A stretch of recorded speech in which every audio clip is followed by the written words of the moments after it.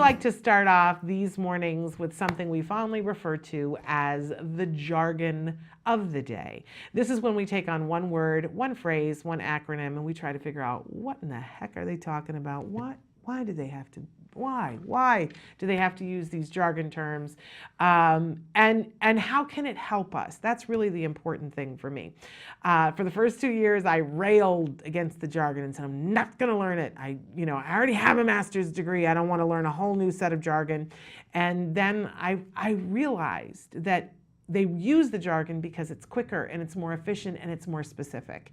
And we try to make friends with it one day, one word, one phrase, one acronym, one alphabet land craziness at a time. So let's take the trip to alphabet land. Today's term, first time we've done it on the shore, on the show or the shore, CBS. Oh yes, it's that great network that has the logo for the eye. No, that's not what we're talking about with autism. This is a relatively new term. So what is the actual term? The actual term stands for center-based services. So if you are a family that has been recently diagnosed and you're about to start your ABA service, I told you, alphabet land. ABA stands for Applied Behavior Analysis, gold standard of treatment for autism. If your child is being diagnosed anywhere in the world, it's the thing that you want to get, right? ABA, good quality ABA services. All ABA is not created equally, right? So you start the process of figuring out what's your funding, and you start talking to people, and at some point they're going to say to you, oh, are you doing HBS or are you doing CBS? Because nobody ever used to talk about this before because it all used to be HBS, which is home-based services. That's what I had.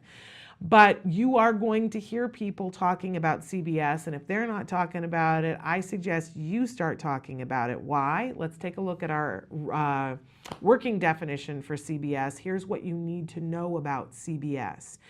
Recent studies have shown that CBS is 80 to 85% more effective than traditional home-based services in treating autism. All right, so let's back this up a little bit and figure out why that might be, because the studies aren't pinpointing exactly why it is, but you need to know that they are finding that it's more effective. Just yesterday, we had a question of somebody who wrote in and said, gee, I feel like our therapists are so young. And, and then somebody else wrote in from England as they were listening to Dr. Grampuchet, and they said, boy, I wish my therapist knew as much as she did. And the reality is we all wish that, right? But again, reality check, you aren't going to be able to put a 30-year plus veteran who has been dealing with and has seen every issue that comes up with autism into everybody's home and get those services, because they just don't exist, right? There's a couple of them, and we have Dr. Grampuchet that's on the show to be able to spread the knowledge that she has, but she can't be in every single, we can't clone her. I know, I looked into it. We can't do it. So what do? And here's the other thing. You gotta have young people, because they have to be able to get on the floor, and they have to be able to get on their knees and crawl on the floor and play with the kids and do all kinds of things. So we need people with young joints, but we need to be able to give them the benefit of the best experience. We give them training, and that's great, but we know that on the day that they finish therapy, come on, it's not a hard math problem. They're gonna know more on the last day of therapy than they know on the first day of therapy, right? So how do we give them the benefit of those veterans who've been there, done that, and know everything, but are at the point where getting up and down off the floor is maybe not as easy as it once was? When we do, one of the many benefits of center-based system is that we've got the senior staff, who are usually the BCBAs, the board certified behavior analysts, who were therapists at one point and work their way up to the point where they're designing programs. We have them usually in the centers, and then the therapists are there too, and so everybody's interacting. Things happen faster. People are getting trained so many more hours during the day. They're seeing other people work with other kids and learning from other therapists. It's just like taking all of the think tank, putting it in the same room and saying, hey, is there a benefit to that? Well, yeah, I think there probably is. Also of a benefit in the center-based is that we have more, for so long we've argued about how are we going to get more people to work with our kids. And listen, every ABA provider in the world is hiring right now. If you're looking for a job and you're good with kids, let me know. I can hook you up with good work. That's decent pay and that there's a chance to move up. If you have kids that are going to college and they need a job, please reach out to me. Let's get them a job. But because there's never going to be enough. There's never going to be enough people for the demand that we have for people that need those therapists. But instead of having those therapists drive, 30 miles in this direction, do a 2-hour session with another kid, then drive 40 miles in another, that whole time that they were in the car was time that they could have been treating a kid. So by having it in the center-based system, yeah, it's hard because the driving gets put on the family, and that's not the most wonderful thing.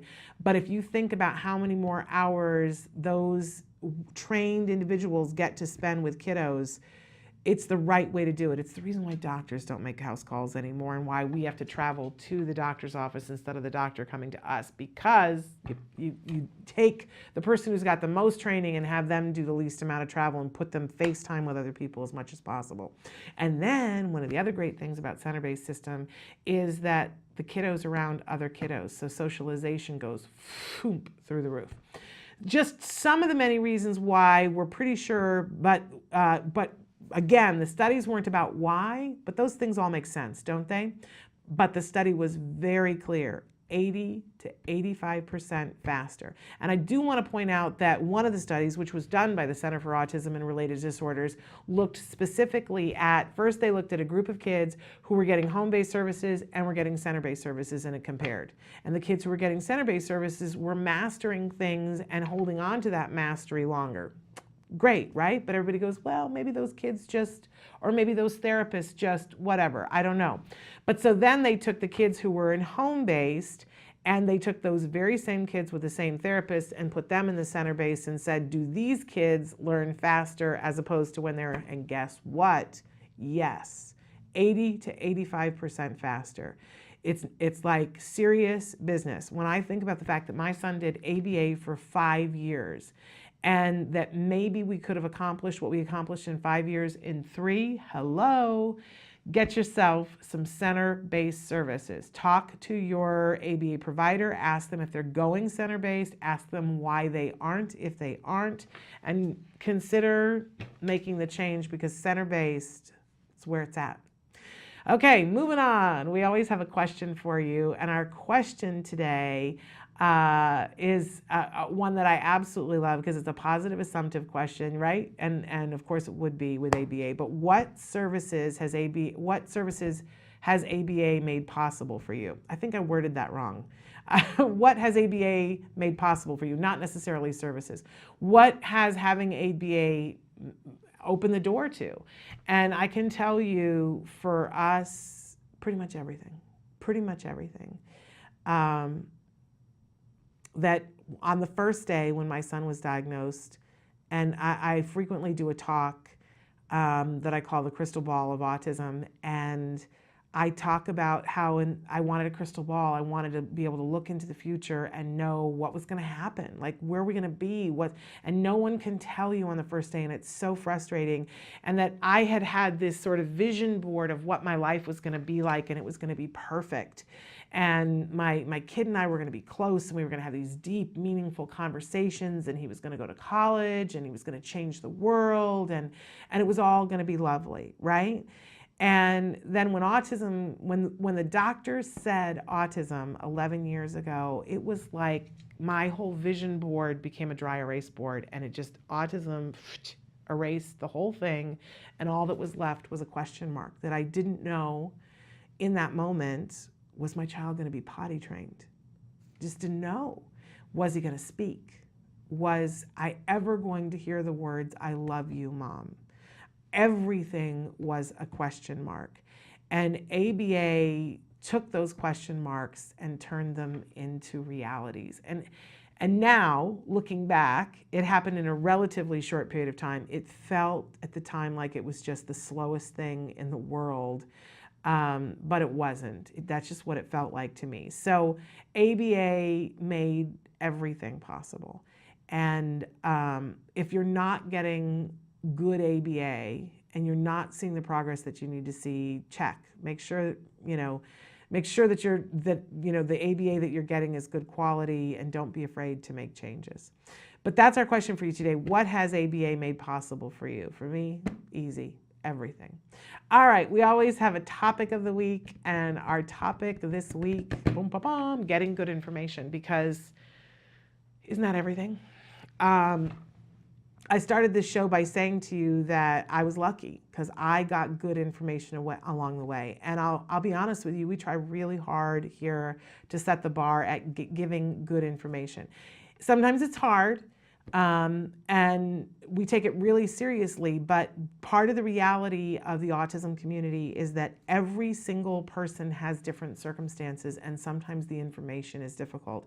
And I know sometimes you guys write to me and say it's hard to hear about the families that have ABA services and maybe aren't taking advantage of them because you're still in a state where you don't have a mandate, or you've got a mandate but you're self-insured and there's no insurance in your state that will allow you to switch to that, and you wish you had ABA, right? And that it's painful sometimes to hear us talk about the people who have it and aren't using it, or just even to hear about who is using it.